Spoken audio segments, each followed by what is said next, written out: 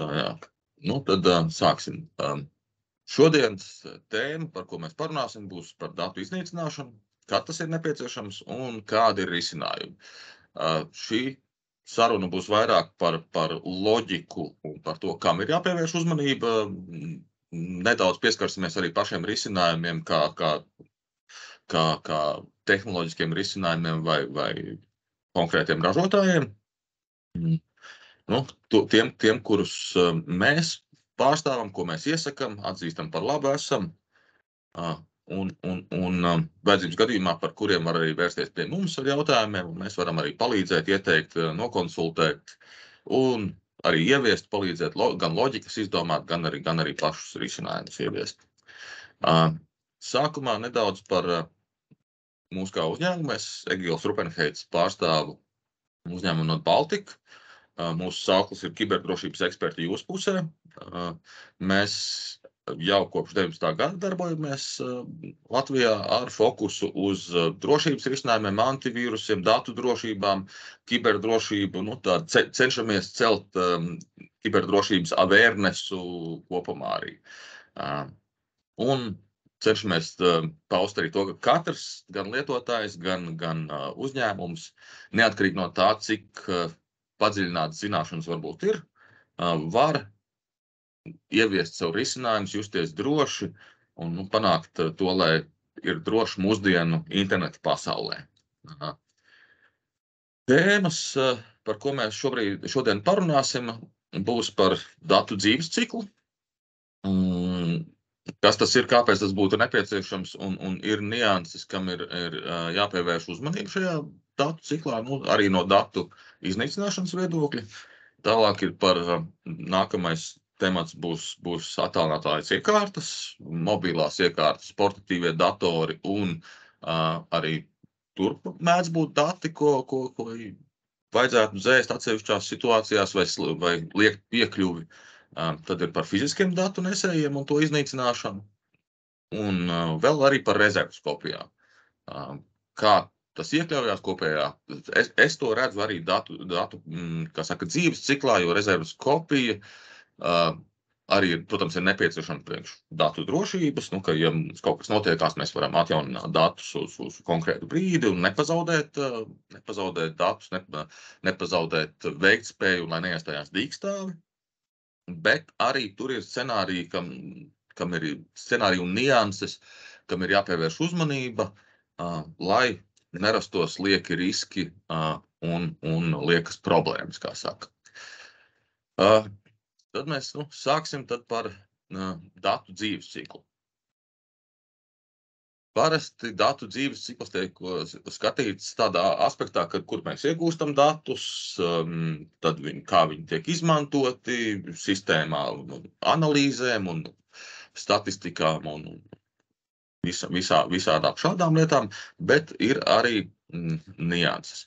Sāksim ar to, kādas var būt potenciālās problēmas par datu, piemēram, uzkrāšanu.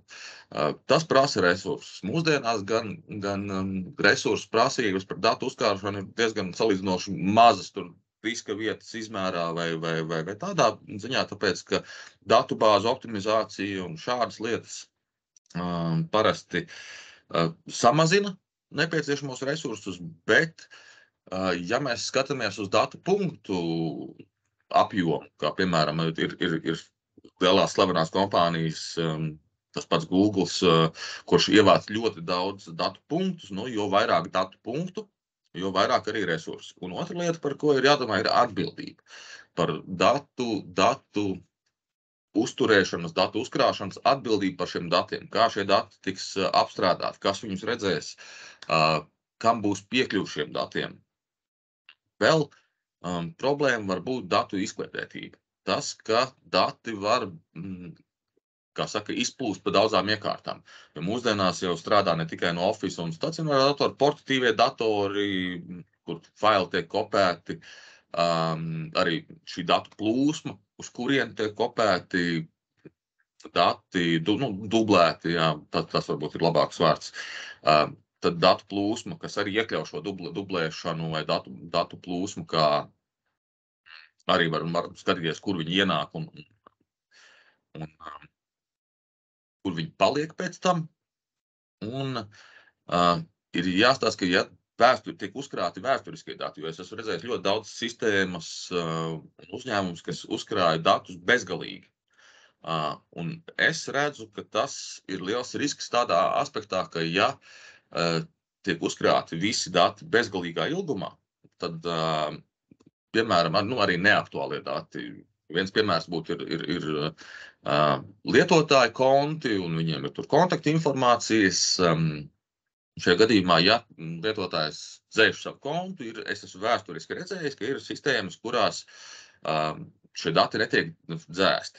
Tagad, kad ir jau kādu laiku jau GDPR un šīs lietas, tas jau tiek vairāk apzināts un apstrādāts arī, bet ja tiek uzkrāti bezgalīgie dati, tad ja notiek kādā brīdī kāda sistēmas uzlaušana un šiem datiem piekļūst, tad iegūst visus vēsturiskos datus, arī tos, kurus vairs reāli neizmanto. Labās prakses un kāda būtu risinājumi, kas būtu jāievieš. Viena no labajām praksēm ir caurspīdīgs un publiskots datu ciklus. Ko mēs darām ar datiem, cik ilgi mēs viņus izmantojam, kad mēs viņus dzēšam. Tāpatās ar to pašu GDPR iespēju pieprasīt savu datu dzēšanu, ka ja prasa datu dzēšanu, tad ir šīs prasības, un arī tur būtu jābūt procedūrām kaut kādām. Ieteikums vienmēr ir dokumentēt konkrēti procedūru, kā tas notiekās, lai nebūtu jautājumu, mēs tagad dzēšam, vai tas nebūtu cilvēku izvēle, lai tā ir procedūra, mēs sekojam šādiem priekšrakstiem, un labā praksa ir arī to publiskot ar domu, ka tas veicina uzticamību, ka mēs tur neglabāsim jūsu datus mūžīgi un likvidēsim. Par automatizētu dzēšanu ir vienmēr labi, ja var ieviest, ka dati tiek dzēsti automātiski pēc nosacījumiem, vai tie ir laika nosacījumi. Viens piemērs ir internetu veikalu pasūtījumi. Internetu veikalu pasūtījums nebūtu nepieciešams glabāt mūžīgi. Ar domu, ka, jā, protams, ir noteiktais periods, kurā ir pēc pakalpojumu patērētāju tiesību aizsardzības likuma ir teikts, ka var iesniegt prasības, un tur ir svarīgi, lai šie dati vēl būtu šo noteikto periodu. Bet pēc pusgada, pēc gada pasūtījuma detaļas nav vairs nepieciešams. Un es saprotu, ka ir uzņēmumi, kas saka, mēs gribam statistiku, analīzi un šādas lietas veikt, līdz ar kur būtu nepieciešami šie dati. Bet arī tad ir pieeja, ka var anonimizēt šos datus, samazināt apjomu, ka ir mazāk redzamas detaļas par šiem datiem, un arī, kā saka, sliktas situācijas gadījumā, ja uzlauž sistēmu, ielaužās kādā datorā, kur šie dati ir pieejami, nebūs ja nav šo datu, nav ko nozakt, nav ko publicēt, kas ir, manuprāt, laba prakse. Kā drošība by design, kā saka, tādā ziņā. Vēl ir datu centralizācijas jautājums par to, ka dati, tas vairāk ir uz šo decentralizēto darba vidi, kas mūsdienās pastāv, ka pie šīs pieskaršos vēl vēlāk vēl vienā vietā, kur, ja datus, teiksim, pārsūta pa e-pastu, kopē uz savām iekārtām, un tad vairs nezinu, kur šie dati atrodas, tad nodrošināt šo datu aizsardzību jau ir ļoti sarežģīti. Kā piemēram, es zinu, ir uzņēmumi, kuri apstrādā savus klientus, liekot viņus Excel failos, un tad darbinieks to Excel failu liek uz sava datora. Pirmkārt, tur var būt novecojusi informācija, otrkārt, tas ir risks, ka ir uz iekārtas, kas ir kaut kur ārpusē un var nezināt, kāda tur ir drošība. Šādi aspekti decentralizācija, jo ja dati atrodas vienā vietā, viņi nav iespēja tehniski pārnest uz ārējiem nesējiem vai nokopēt uz portīviem datoriem aizsūtīt pa e-pastu, tad tas jau nodrošina lielāku šo datu pārvaldību un var nodrošināt, tikko ir centralizēta, tā var daudz labāk nodrošināt šo datu drošību, kā saka, nenoklīšanu, ka viņi netiek nosakti. Vēl ir labi datu plūsmas pārvaldība ir ieviesta. Parasti ir DLP risinājumi. DLP, data leakage, tas ir atsevišķi softiski risinājumi, kas to nodrošina, un ir mūsdienās ir diezgan plaši pieejami risinājumi. Arī viens ir, ko mēs pārstāvam, kurš man patīk, arī to pieminēšu. Un pēdējais punkts, kas ir par risinājumu, ir jāizvērtē, kad ir nepieciešams veikt datu šifrēšanu. Es visiem cenšos teikt, ja ir portatīvais dators, ar ko staigā apkārt, tur ir, manuprāt, obligāti jāveic datu šifrēšana. Jo, ja šis dators tiek nozagts, tiek izjaukts par detaļām, un cietais disks tiek pieslēgts citai iekārtai, lai nevarētu šos datus vienkārši nolasīt. Ir, protams, arī par datu tīrīšanu, tas datubāzes tīrīšana vienmēr ir jāizvērtē. Ir dati, kurus nevajag uzreiz regulāri un bieži tīrīt, nevis nevajag, bet kur ir jāapsver, cik ilgs ir šis laiks, cik ilgi dati ir jāglabā. Audit log, kas ir žurnālēšana, tas ir nepieciešams, lai varētu atsekot darbības. Loģiski, ka šos mēs nedzēsīsim tur pēc mēneša, bet dzēsīsim ilgākā periodā. Līgumi ir jātur, protams, kamēr ir līguma derīguma termiņš, un vēl likumā noteiktajā kārtībā vēl pēc tam, lai varētu atsaukties uz šo konkrēto līgumu. Ir lietotāju konts, lietotāju dzēšanas gadījumā. Arī šeit ir prakse, kas tiek parasti turēt, ka vismaz vēl mēnesi ļauj lietotājiem, ja gadījumā viņš ir kļūdījies, pārdomājis un ka vēlās atgriezt šo kontu, lai ir iespējams. Bet tajā gadījumā arī tas pie konta dzēšanas ir tur jāpiemina, ka kur vēl mēnesi mēs tavus datus turēsim, ja tu pārdomāsi. Un arī tas ir savā ziņā, tā ir tāda datu cikla publiskošana, caurspīdīgums, ka jā, mēs pasakam, bet pēc mēneša automātiski tiek dzēsts no sistēmas. Šeit arī starpsolis, kas ir arhivēšana, varētu būt pieminēts, kas datu arhivēšana, ka ja mums ir datubāze ar datubāzes struktūru, kur mums ir aktuālie dati, tad ir atsevišķi arhīvs, kurā tiek pārnesti šie dati, lai viņi nebūtu aktuālajā datubāzē, bet viņi būtu jau atdalītā vietā, kur jau var triggerēt pēc laika posmiem automātiskas dzēšanas un atvieglot tā sev šo datu uzkrāšanu, kā saka. Un par analīzes vai datiem analīzes veikšanai vai statistikai ir ļoti daudz uzņēmumu, kur saka, jā, mēs gribam veikt analīzi, gan tirgus analīzi, gan tur, lai veiktu projekcijas uz nākotni, ka mums ir vajadzīgi šie dati, statistikas dati pa ļoti ilgu periodu, pa gadiem, pa 5 gadiem, varbūt pat ilgākā gadījumā vai pat vēl. Bet tad būtu jāpadomā par datu anonimizēšanu, jo statistikai nav jābūt piesaistītai pie konkrētiem cilvēkiem, kontiem, lietotājiem un tā tālāk. Ka anonimizēti dati arī savā ziņā jau ir drošāki, tāpēc, ka tas, ko var iegūt, ir tikai statistika, ja šie dati tiek nozagti. Tas ir par datu dzīves ciklu, un kā jūs redzat, mēs šobrīd tā vairāk loģiski, kā jūs minēja, pieskarsimies šīm tēmām. Un risinājumi, kuri šajā scenārijā, kurus mēs tā kā pārstāvam un iesakam, viens ir SafeTIC, kas ir DLP risinājums, ļoti labs, manuprāt, DLP risinājums, un, protams, ESET par šifrēšanu, full disk encryption, kas ir iekārtu šifrēšana. Šie ir tie divi, ko es šajos scenārijos pieminētu, un teikt, ka vajadzētu apsvērt, ja kāds no iepriekš minētajiem aspektiem vai niansēm jums šķiet satraucoši vai tāds, kam jāpievērš uzmanību. Tas ir par datu plūsmu. Par mobilās vai portatīvās iekārtas. Tātad tie mums ir mobilie telefoni, planšetdatori, portatīvie datori, un tikpat labi tās var būt attālinātās piekļuves. Un visbiežāk tās ir attālinātās un saglabātās piekļuves. Cilvēks negrib katru reizi atcerēties garās savas paroles, viņš saglabā šīs piekļuves. Loģiski, ka multifaktors tad uzreiz pie piekļuvēm, kā ir attālinātas un pietiekami lielām informācijas apjomiem vai tiesībām, tas ir uzreiz tā puse. un par šīm iekārtu riskiem, riski un apdraudējumi, ka iekārta pirmkārt var tikt nozagt.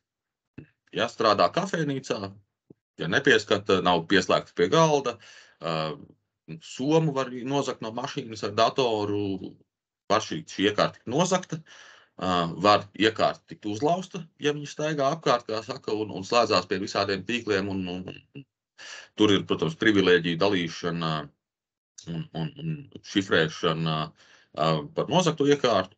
Tad tālāk varbūt ļaunprātība no cilvēka. Ja ir portatīvais dators, ko darbinieks lieto, darbinieks, teiksim, tiek atlaists, un darbinieks uzskata, kāpēc man atlaid, es taču neko sliktu, tur konflikts vai kāda šāda situācija, un var būt ļaunprātība no cilvēka.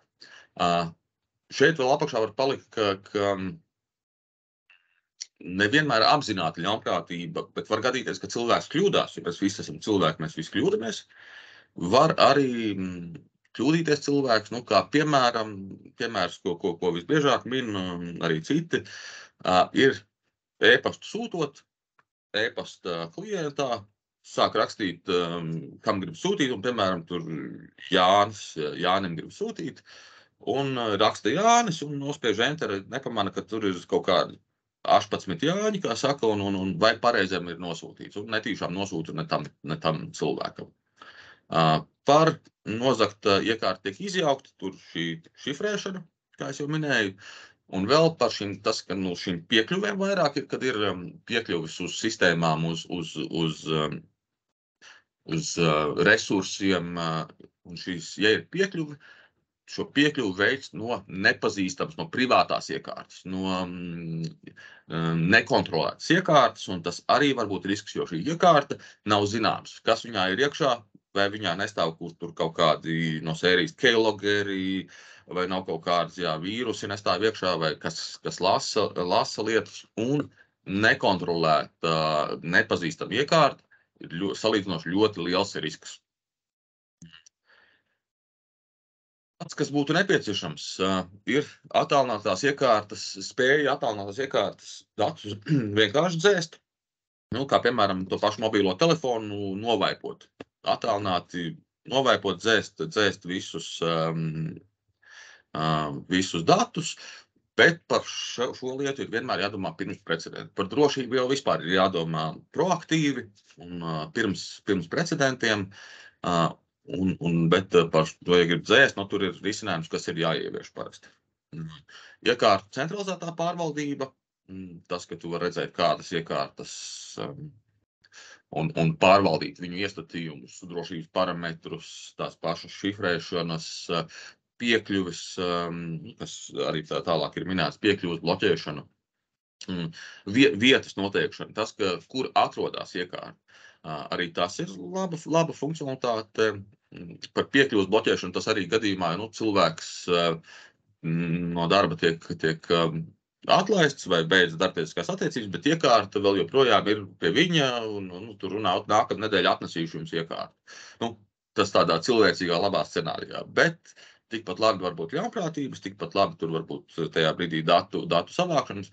Esmu pats dzirdējis, ka darbinieks, kad strādā vienā jomā un nomaina uzņēmumu, kurā strādā, paņem līdzi klientu datubāzi, kā saka, un viss. Ja iepriekšējais darba devējs ir ļoti neapmierināts, nākamais darba devējs ir ļoti priecīgs, jo viņam ir jauni klienti, uz ko strādāt. Un tā pati datu šifrēšana, ko pieminēju, kas ir mobilām, portatīvām iekārtām, manuprāt, ir ļoti svarīgi un būtu vienmēr jāievieš un vislabāk centralizēti jāpārvalda. Un kur piemēri, ko mēs, risinājumi, ko mēs pārstāvam, ir Progets. Tas ir mobilo iekārtu, ļoti tāds vairāk tendējās uz mobilām iekārtām, viņi paši sauc mobilās flotes pārvaldība. Tad ir Senhasegura, kas ir privileģēto piekļuvu risinājums, un arī Esetam. Esetam gan šifrēšana, gan drošā autentifikācija, kas ir multifaktors, gan iekārtu pārvaldība, par šifrēšanu viena no labajām lietām, ko es tam varu pieminēt, ka attālināti var liekt piekļuvi vispār. Arī dators, lietotājiem ir dators darbiniekam, viņš ir šifrēts, darbinieks piekļūst ar šo savu paroli vai piekļuvi, un šo piekļuvi attālināti var izslēgt, ka nav vairs cilvēkam piekļuvi uz šo iekārtu, uz šiem šifrētajiem datiem. Tā ir arī tāda laba lieta, ko, ja to var izdarīt attālināti, tad mūsdienās pie tā, ka ļoti daudz ir portatīvie datori un nav slēgta darba vide, tas ir ļoti laba funkcionalitāte, par ko padomāt, tā saka, uz priekšu. Tas ir par mobilajām iekārtām un attālinātajiem piekļuviem. Par datu nesējiem. Datu nesēji mūsdienu izpratnē jau tas var būt ļoti plašs jēdziens, bet iziesim cauri, tā kā pirmkārt ir dažādās industrijās ir regulējumi, ka, ja, piemēram, ir serveri vai disku masīvs, kas sastāv no šiem diskiem, kurā tiek glabāti dati, ir industrijas, kur ir prasība, kad ir jābūt fiziskai iznīcināšanai, lai nebūtu iespēja šos datus atgūt, kāds vienkārši izmet miskastē, tad tehniski kāds var izvilkt no miskastes un mēģināt šos datus atgūt. Jo arī, ja disks ir, kā saka, nobeidzies, beidzis pastāvēt savā standarta izpratnē, ne visi sektori, ne visas diska daļas ir nobeigušās un ir tehniskas iespējas izgūt datus no šīs iekārtas.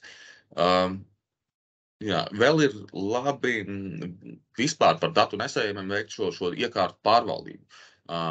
Tādā ziņā, ka uzņēmumu datoros var lietot tikai uzņēmumu izsniegtas zibatmiņas, piemēram. Ka nevar savu flašku, ja ieliek savu flašku, viņa netiek atpazīta, netiek nolasīta, ļaut lietot tikai whitelistētus, jeb atļautus datu nesējus, un šādi var pasargāt arī no datu noplūdēm. Tas pats klientu datubāzi paņemt līdzi pie nākamā darba devēja, uzrakstīt uz flaškas, kā saka, ir gan arī, protams, e-pastā pārsūtīt, ir cilvēki, kas mēģina, un šādas lietas, ka to var izslēgt, padomājot par to, kādas iekārtas būs atļautas, un, protams, whitelistējot iekārtas, tikai atļautās. Par datu iznīcināšanu ir, tāpatās kā ir regulējums, ir veids, kad softiski, kā saka, iznīcina datus, un tad to veids vairāk kārt pārrakstot, jo tehniski uz diska, ja datus vienkārši dzēš, sektors tiek atzīmēts kā tukšs, bet fiziski netiek pārrakstīts. Līdz ar ko ir diezgan vieglas un liels iespējas atgūt šos datus. Tas tāpatās, ja tiek formatētas tās pašas USB zibatmiņas, jeb flaškas, tautas valodā sakot, ir iespējams, arī cietos diskus, protams, ir iespējams fast formatu vai arī full formatu. Un atšķirība ir tāda, ka tiek pārrakstīti dati ar nulītēm. Nevis atzīmēts sektors, kā tagad viņš ir tukšs, un nākamreiz rakstot, viņā var vienkārši rakstīt pāri. Jo, ja netiek pārrakstīts, un ja netiek pārrakstīts vairāk kārtēji, tad ir risinājumi, kas var izgūt šos datus, tehniskie risinājumi. Man pašam, tas gan bija kādu laiku atpakaļ, ir bijuši paziņas un draugi, kas saka, man noformatēja cieto disku, un klausies, es atcerējos, man tur bija svarīgas lietas, vai tu nevari pamēģināt izgūt datus. Un es pats esmu izguvis no formatētiem diskiem, izguvis datus, un tas tehniski ir iespējams. Tāpēc ir otra iznīcināšana, kas ir datu nesēju iznīcināšana, fiziski iznīcināšana. Ir vai iekārta, kas samaļ šo disku un visu, un tikko šis datu nesējs ir samalts, kā saka, mazos gabaliņos, tad gan nav jautājumu, ka no tā kaut ko varēs atgūt, tur ir 100 punkti, dati ir likvidēti. Tādā ziņā. Vēl par datu nesējiem, ko es ieteiktu apsvērt, ir arī izdrukāti materiāli. Arī tas ir datu nesējs savā ziņā. Ja tev ir piekļuve kaut vai darba vidē, ofisā, birojā, tev ir piekļuve datiem, tu viņus izdrukā, tu viņus var iznest ārā, tu viņus vari aiznest mājās, aiznest citam parādīt.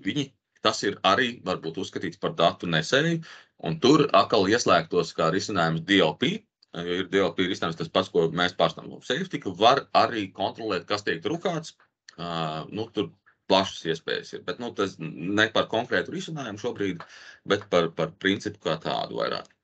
Un arī e-pasts, kā datu nesējs, kā kanāls, pa kuru var pārsūtīt. Jā, šajā gadījumā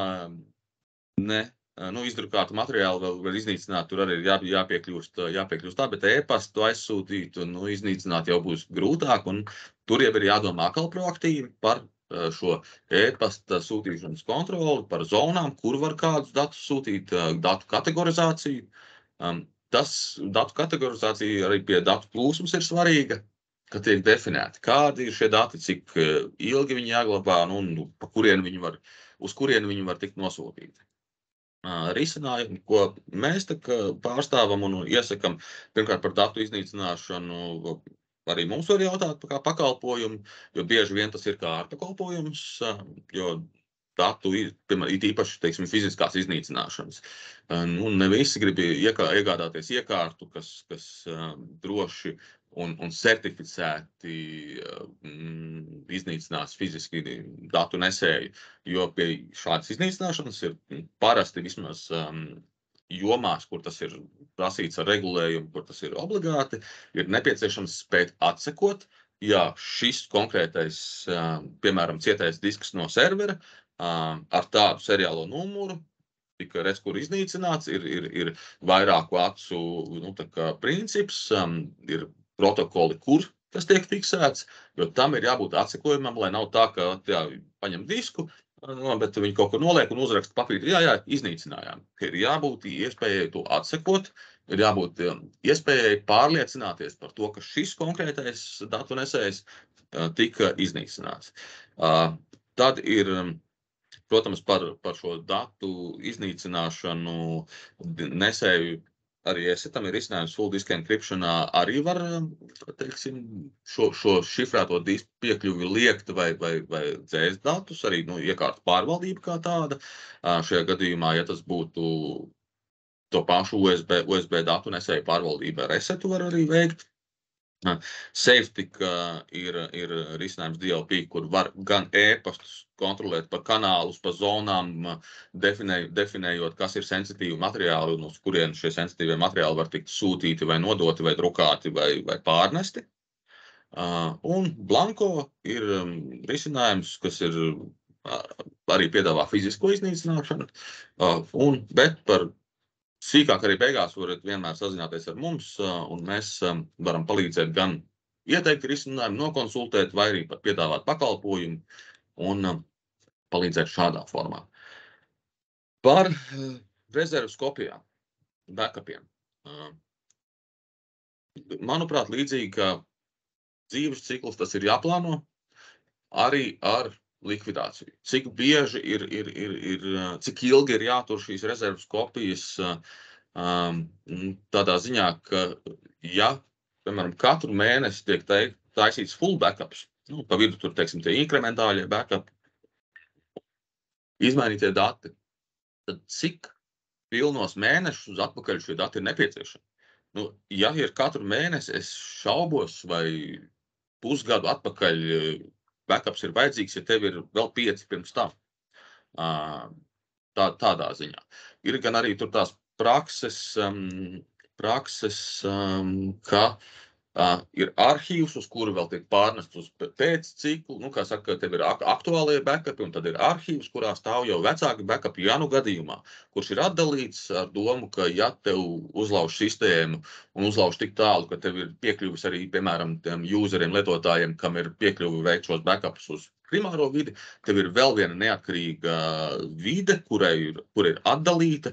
Kā viens piemērs, es zinu, vienā iestādē, ka ir seifs, kurā ir uz fizisko, tajā brīdī, kad paiet periods pieejamam rezerves kopijai, tad tiek pārnests uz fizisku disku, kurš tiek ieslēgts seifā, un pie katras nākamās reizes, kad tiek izņemts, tiek nolikvidēts viens no beigām šis backups, un tiek pierakstīts viens klāt.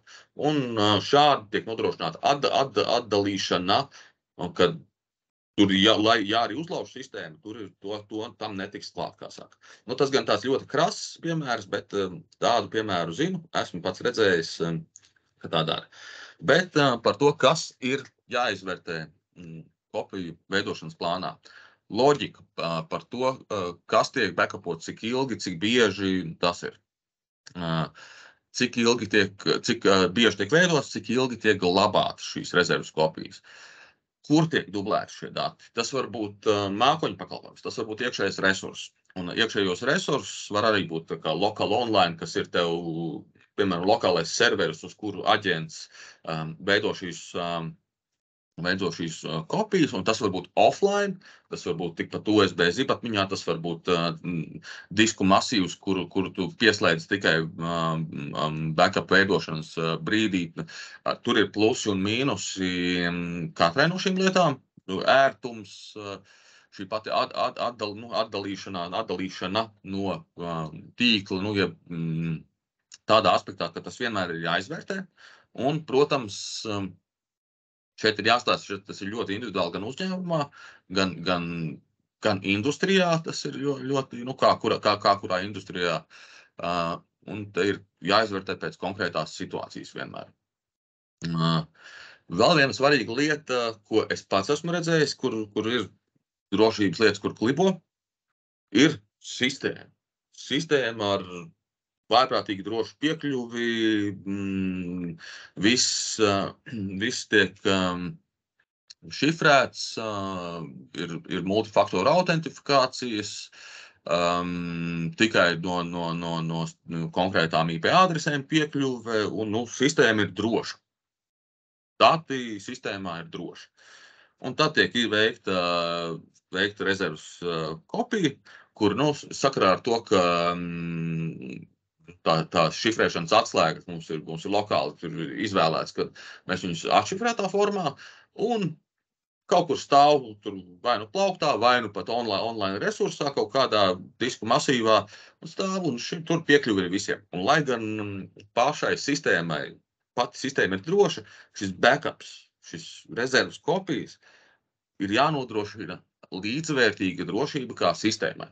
Jo tikko tev ir rezerves kopijai piekļuve vai tā pati šifrēšana ir mazākā līmenī nekā pašas sistēmas drošība, tas ir vājais punkts, un no šīs rezerves kopijas, varbūt, ja tiks nozagts, neiegūs šodienas datus, bet tur pagājušās nedēļas vai pagājušā mēneša datus var iegūt, un arī tas var, ja ir, teiksim, par šādu datu noplūdu iet runa, tad tas ir liels risks savā ziņā.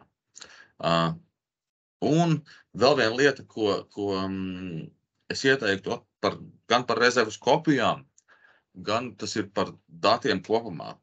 Apsvērt datu glabāšanu, datu centralizāciju vai decentralizāciju. Un arī datu kanāls, piekļuvas drošība, kā piemēram tas pats portatīvie datori pārkopē Exceļus uz savu datoru. Es redzu arvien vairāk un vairāk, un man tas priecē, kā tiek izmantots centralizēts failserveris, uz kura var tikai lasīt, tu nevari pārkopēt, tu nevari nokopēt, tu vari tikai atvērt un lietot šos failus. Nedot iespēju iznest ārpus konkrētas vides, konkrēta ierobežota, kā saka, vides šos datus. Jo tikko viņi tev aiziet uz kādu portatīvā datoru, tu nezini, kas ar viņiem tālāk. Tādā aspektā. Un mūsdienās arī ir visi šie collaboration rīki, kur var strādāt vienlaicīgi pie viena resursa. Mūsdienās tas risinājumi ir daudz un dažādi, un es ieteiktu pārdomāt par to, kur dati glabājās, vienā vietā esošus datus ir vieglāk aizsargāt nekā izkliedētus, mazāk galvasāpes. Protams, var arī izkliedētus datus aizsargāt, bet tur uzreiz ir jāpadomā par to detalizētāk. Ir vairāk jāiegulda laiks plānošanā, kā nodrošināt šo drošību, un ir vairāk nianses.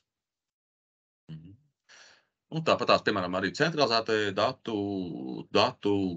glabātuvei datu vietnei piekļūst caur VPN, piemēram, tikai caur autorizētu VPN, VPN autorizāciju ar otro faktoru. Tas jau palielina drošību tādā aspektā.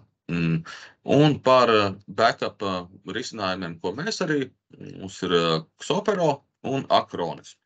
Xopero interesanti, man ļoti patīkās, īpaši mūsdienās, kad attīstās software development segments, Git Protects, laba lieta, ja tiek, kā saka, aizsargājami inteliģento īpašumu, tas laikam būtu, vai varbūt arī nevisai precīzi izteicot, bet aizsargājams. Tāpat tās, kā piemēram, ja tā ir ražošana un ir rasējumi, tad arī šie rasējumi ir intelektuālais īpašums, tādā aspektā. Maziņš rezumē, tātad datu dzīves ciklus, cik ilgi dzīvo dati, kad arī datiem reizēm vajag, lai viņiem pienāk beigas, datu kanāli, pa kurieni tiek izplatīti, pa kurieni var izplatīt datus, ieteicams ir kategorizēt un noteikt, pa kurieni, tas būtu šis DLP risinājums, attālinātā iekārta pārvaldība un dzēšana, šifrēšana, šīs aspekts ir vienmēr jāpatur prātā. Tālāk ir fiziskā datu nesēja iznīcināšana, kas ir nepieciešama citreiz pēc regulējumiem industrijā. Citreiz tā ir brīva izvēle, ka mums tur ir bijuši svarīgi dati, mēs negribam, lai tā vispār kaut kāda iespēja pastāv, ka kāds kaut ko varētu no turienes izgūt, un jāpadomā arī par to, par datu nesēju, vai arī tad ir šī softiskā, kad ir vairāk kārtīgi pārrakstīšana, un tad arī tur ir jāpievērš uzmanība, kā tiek šie dati softiski dzēsti, kā saka, pārrakstīti, un ar certificētiem risinājumiem, kas nodrošina un garantē to, ka šie dati nebūs atgūstami. Rezervas kopijas, tur arī ir loģika, jāpārdomā, kur, kā, cik bieži, cik daudz, cik ilgi turēt, kam būs piekļuvi. Un datu plūsma kā tāda vēlreiz, atrašanās lokācija, kur atrodas šie dati, cik izkaisīti viņi ir. Bieži vien pat uzņēmumā nezin, kā viņa dati, kur tiek pārsūtīti pa e-pastiem, un tas pats, piemēram, Safetic, mūsu pārstāvētais risinājums, ļoti labi ir reiz, kad parāda uzņēmumā, ka es nemaz nezināju, ka rekur man šitos dokumentus, līgumus sūta, rekur tur pa e-pastu iet uz ārpusi, kur iet tur Excelis es nemaz nezināju, ka viņš tur tiek sūtīts. Ka parāda, kur, kāda ir šī datu plūsma, uz kurieni, kas tiek nosūtīts pa kādiem kanāliem, kas tiek drukāts, kas tiek rakstīts uz USB zibatmiņām, šādā aspektā. Tas no manis pa lielam bija viss, ko es gribēju izstāstīt, tā viest pārdomas par, kā es teicu, tas tāda loģiska lieta, par ko būtu jāpadomā. Ja kāds no šiem jautājumiem jūs uztrauc, gribat sīkāk parunāt vai pakonsultēties, droši varat vērsties pie mums, rakstot vai e-pastos, var arī sazvanīties ar mums. Ir pieejams Not Baltica LV, ir telefons. Ja jūs vēlaties uzdot kādu jautājumu, es šobrīd skatos, ka jautājums līdz šim neviens laikam nav ienācis, ne Q&A, ne chatiņā. Un, ja gribat, var arī ieslēgt mikrofonu, paceļat rociņu tagad, un es tad ieslēgšu mikrofonu, lai varam, ja ir interesi, padiskutēt. Ja ir kādi jautājumi radušies, droši jautājiet. Ja gribās kādu konkrētu risinājumu sīkāk, varat uzrakstīt mums e-pastā, mēs varam atsevišķu individuālu tikšanos par kādu konkrētu risinājumu Un, jā, ja es vēl kādu brīdim tagad fonā pagaidīšu, ja kādi jautājumi radīsies, bet, ja jautājumi nav, tad no manas puses tas būtu tāds lielos vilcienos viss. Galvenais, kā saka, domāt par to un nepalaist garām kaut kādas niansītas, neatstāt caurums loģikā. Bieži vien, ja loģika ir pārdomāta, tad atliek izvēlēties tikai pareizo tehnisko izpildījumu.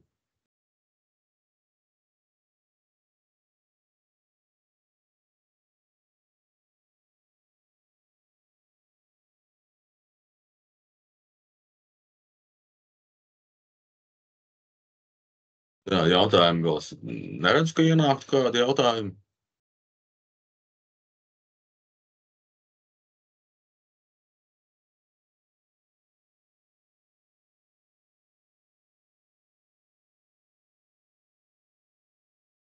Ceru, ka bija noderīgi, jā.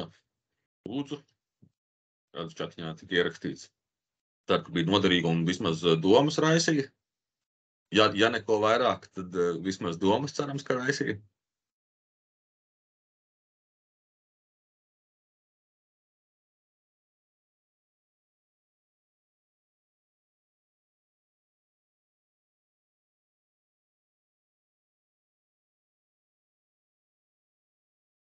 Sakarā ar to, ka es redzu, ka jautājumi neienāk, pirmām kārtām es ierakstu apturēšu.